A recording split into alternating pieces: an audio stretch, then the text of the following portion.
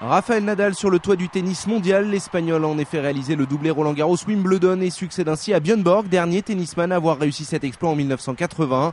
En finale, Rafael Nadal a triomphé du numéro 1 mondial Roger Federer au terme d'un match d'anthologie aux allures de passage de témoin de 4h48 et 5-7. Le score 6-4, 6-4, 6-7, 6-7, 9-7.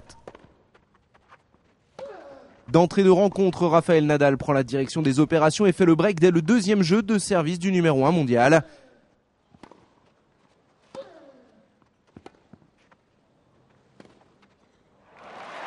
Le Mallorquin domine les échanges, son adversaire lui ne fait que résister, écartant notamment 2 balles de 7 avant de finalement s'incliner logiquement 6-4 dans cette première manche. Vexé de perdre son premier set du tournoi, Federer réagit d'entrée de deuxième set et mène rapidement 4 jeux à 1. Mais la réussite fuit décidément le numéro 1 mondial et l'Espagnol, plus agressif que jamais, renverse la situation et finit par faire craquer le Suisse. Conséquence, les 5 jeux suivants sont pour le Mallorquin qui enlève la deuxième manche sur le même score de 6-4. Excédé et visiblement frustré, Federer relève alors la tête dans la troisième manche mais ne parvient toujours pas à conclure les points décisifs face à l'Espagnol qui joue toujours avec autant de justesse et de précision. Une courte interruption suite à la pluie va néanmoins redistribuer les cartes. Auteur d'un meilleur retour sur le court, Federer résiste jusqu'au tie-break qu'il enlève finalement sur un ace, 7 points à 5. La quatrième manche va sonner un temps le tournant du match. Federer met la pression sur son adversaire, victime d'une petite baisse physique. Suffisant pour entretenir l'espoir côté suisse, mais pas pour faire douter le Mallorquin qui résiste à son tour jusqu'au tie-break.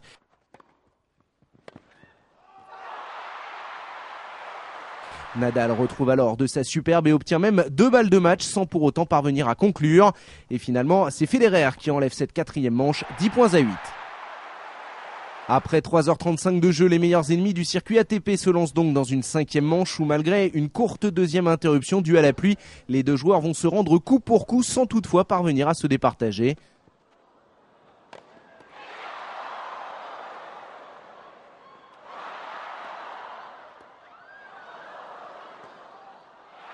Un bras de fer qui va durer 14 jeux avant qu'enfin un des deux joueurs ne perde son service. Et c'est le Suisse qui craque en premier. Dès lors, Nadal n'a plus qu'à dérouler pour remporter l'ultime manche, 9 jeux à 7. Le numéro 2 mondial espagnol remporte ainsi le 5e grand chelem de sa carrière. Le premier ailleurs qu'à Roland-Garros.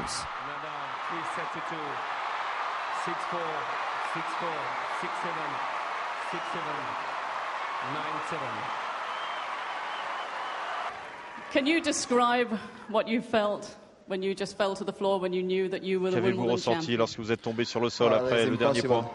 Non, c'est impossible à décrire. C'était impossible à décrire. Très heureux de gagner ce tournoi qui est mon favori. C'est un rêve devenu réalité. Merci à tous. Comment êtes-vous resté dans le match après avoir perdu toutes ces balles de match? Vous savez, j'ai essayé de toujours jouer pareil parce que j'avais en face de moi le meilleur joueur de l'histoire. Ouais, j'ai eu la chance de m'être imposé, mais je voudrais féliciter Roger Federer. Merci Roger pour ce que tu es, pour ce que tu fais pour le tennis. Vous avez battu Roger ici sur le centre court. Est-ce que ça rend encore cette victoire plus spéciale? For sure, you know, when Roger here after 5 years, I lost the last 2 finals, close finals. Il a gagné 5 fois ici. J'ai perdu les 2 dernières finales. Il est le numéro 1 mondial. Il est toujours le numéro 1 mondial. Il a gagné 5 fois ici, moi qu'une fois. Donc forcément, c'est important. Thank you very much, the prince and princess, for coming watch my final. Oui, alors je voulais juste remercier l'infante et son mari pour être venus voir cette finale et me soutenir.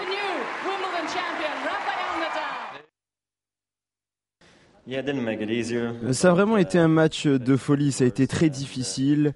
Le meilleur adversaire sur le meilleur court. Non, ça a vraiment été une joie de jouer ici. Je suis déçu, bien sûr, de ne pas avoir gagné, mais soyez sûrs, je reviendrai l'année prochaine.